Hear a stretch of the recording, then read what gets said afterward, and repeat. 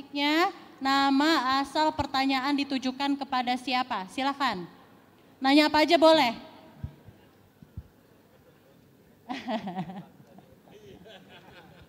Jadi selamat pagi Pak CT. Nah ini saya mau tanya, nama saya Randy, asal dari Surabaya, dari Atta Relwira Corp juga.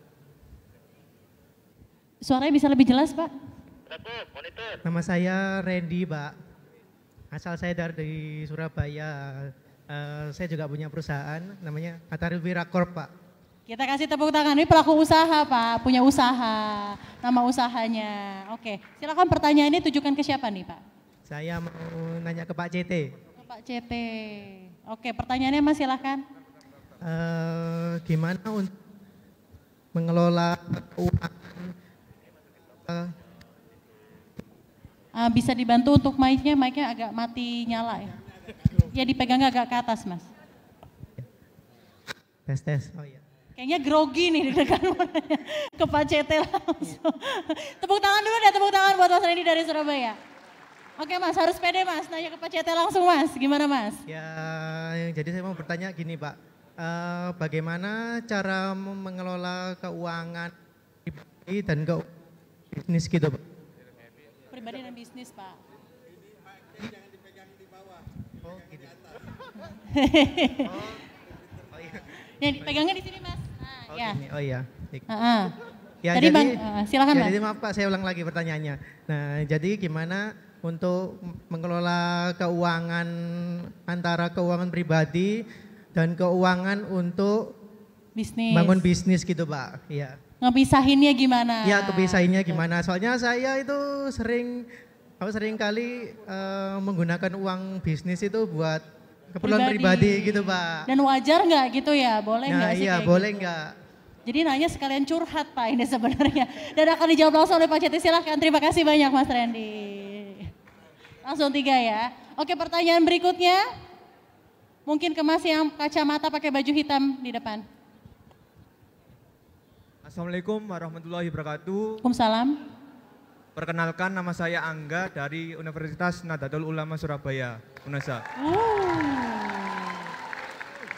Jadi saya ingin menanyakan ke Pak Rifki, Pak CT, sama Pak Emil terkait perspektif yang dimana itu sekarang itu Indonesia kan banyaknya pengangguran yang menyatakan bahwa dari BPS Badan Pusat Statistik 4,76%, angka pengangguran yang sangat banyak itu di anak-anak SMA, terus disusul dengan SMK. Yang ditambah nanti tahun 2030 sampai 2045 Indonesia sendiri ini memiliki bonus demokrasi. Apa pesan-pesan tips strategi untuk anak-anak muda menuju Indonesia emas? Terima kasih. Terima kasih banyak Mas. Pertanyaan berikutnya, perempuan kali ya saat ini ya. Dipilih langsung sama Pak CT yang putih di tengah. Yang di belakang yang lagi gini-gini, silakan. Makanya udah semangat. Silakan Mbak, nama, asal, pertanyaan ditujukan ke siapa? Selamat siang semuanya, saya Karunia dari Surabaya. Untuk pertanyaannya, saya ada untuk ketiga Bapak yang ada di depan. Yang pertama, gini Pak, untuk statement yang tadi sebenarnya saya agak baper ya Pak.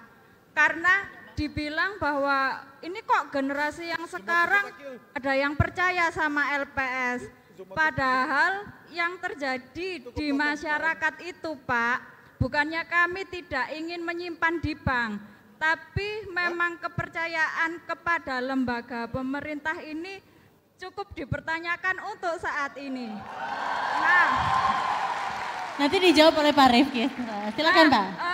Jadi ini Pak yang saya tanyakan, program-program relevan dan real apa yang bisa kami rasakan atau yang produk-produk apa yang Anda tawarkan ke kami sebagai masyarakat agar kami lebih mendukung program LPS. Terima kasih. Yang kedua, terima kasih banyak. Yang kedua Pak,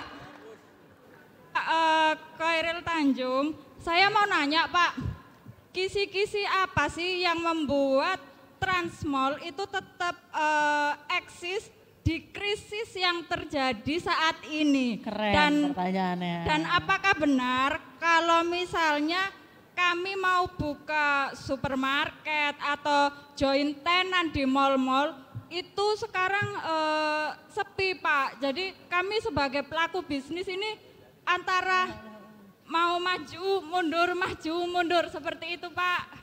Jadi mungkin bisa ada kisi-kisi bagaimana Transmall ini lebih membina para mitra-mitranya. Yang ketiga untuk Bapak Emil, Pak ada nggak ya ruang sebagai kami individu independen yang bisa berkolaborasi dengan pemerintah supaya kami bisa menyalurkan aspirasi kami dan menyampaikan kesulitan-kesulitan kami di lapangan. Yang terakhir, boleh nggak saya foto bertiga sama bapak-bapak? Terakhir mau foto sama bapak-bapak, ya boleh dong ya Pak. Tapi dijawab dulu mungkin pertanyaannya. Terima Oke. kasih. Kita kasih tepuk tangan untuk penanya terakhir kita. Tuh kan Pak, kalau sesi tanya jawab ini emang biar lebih dekat lagi gitu kan ya. Hidup banget. Pak Rifki silakan Pak, pertanyaannya dari Pak Rifki terlebih dahulu. Baik, pertama dari Mas Angga tadi ya, Mas Angga kalau nggak salah namanya.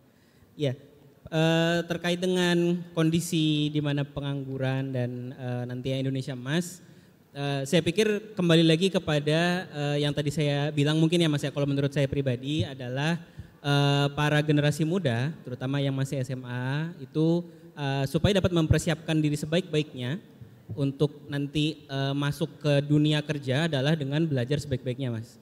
Belajar sebaik-baiknya dan dan dengan semangat gitu ya, dan jangan lupa juga tadi berorganisasi gitu ya. Jadi saya pikir kalau untuk mencapai dan merealisasikan Indonesia Emas 8% segala macam itu Mas, memang saya sih percayanya hanya satu, memang kuncinya belajar itu Mas.